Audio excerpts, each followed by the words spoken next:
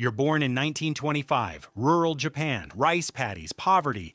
Your father farms land he doesn't own. Your mother bows to everyone. You learn this early, bowing is survival. You're not special. Nobody is. You eat rice, sometimes fish, mostly rice. School teaches you to obey. You memorize the emperor's portrait. You recite loyalty oaths you don't understand. At 8, you carry water. At 10, you work the fields. Your hands crack and bleed. Nobody cares. The older boys tell stories. Samurai, honor, sacrifice. You believe them. Movies lied to you. It's 1941. You're 16. The war is everywhere now. Propaganda posters, radio broadcasts. Your teacher says Japan will rule Asia. You believe that too. Your older brother joins the army. He sends one letter, then silence. Your father says nothing. He just works. You take the university entrance exam. You pass. For 1 week, you think you escaped. 1943. You're 18. The letter arrives. Your mother cries. Your father nods.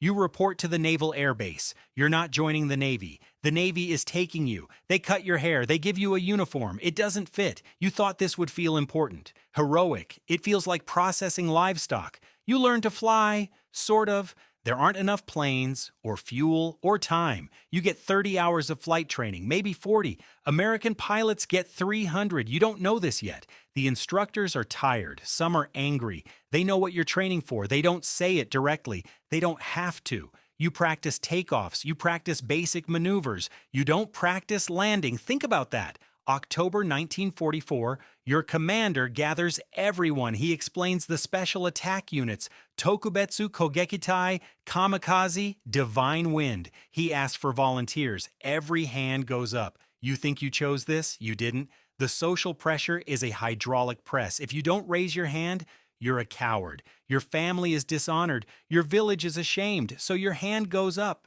See? You volunteered. This is the worst part. Not the mission. The waiting. You sit at the base for weeks, months. You write letters home. You can't tell them what you're doing. You drink sake with the other pilots. You're all pretending you're brave, pretending this matters, pretending you're not terrified. Some guys are 20, some are 19. One kid is 17. He lied about his age. He cries at night. Nobody mentions it. You're given a ceremony, a headband, a sash, 1,000 stitches sewn by 1,000 women. It's supposed to protect you. You're flying a plane full of explosives into a ship. The math doesn't work. Your commander gives speeches about honor, about sacrifice, about the emperor. He says you'll save Japan. He says you'll be gods. He stays on the ground. Notice that. The generals who praise kamikaze attacks never fly them. They have important work, strategic thinking. You have a plane and a death sentence.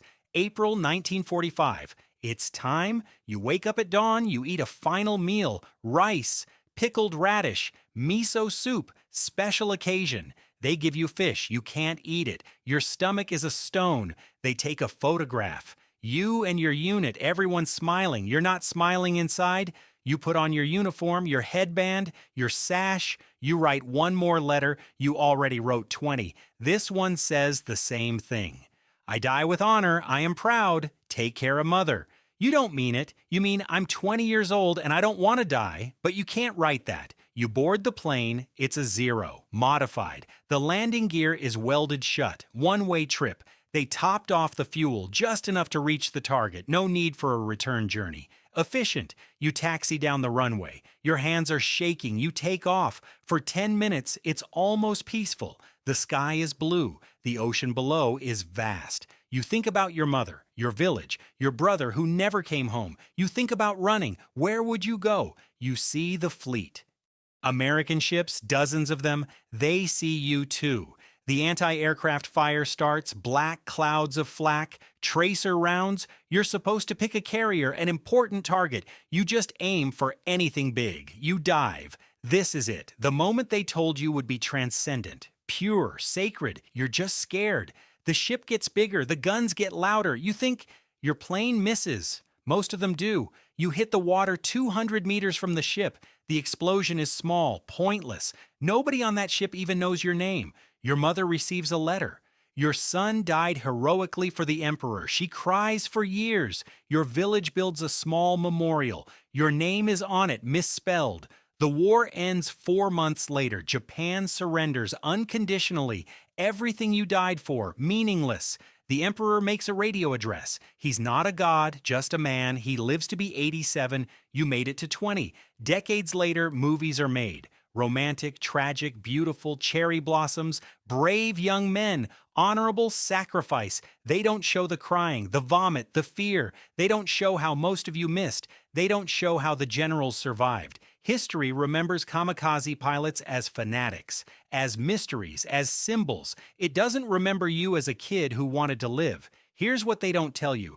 You didn't die for Japan. You died because Japan ran out of options, out of fuel, out of pilots, out of time. You were expendable math. The strategy barely worked. Less than 20% of kamikaze planes hit their targets. You weren't a divine wind. You were a desperate gamble by old men who stayed on the ground. You're watching this from your bed, your couch, your phone. You're safe, fed, warm. You'll probably die old. You think you'd have been braver, smarter, different. You wouldn't have been. Social pressure is invisible water. You swim in it without knowing. You already do what everyone expects. You already raise your hand when the room is watching. You just don't call it sacrifice.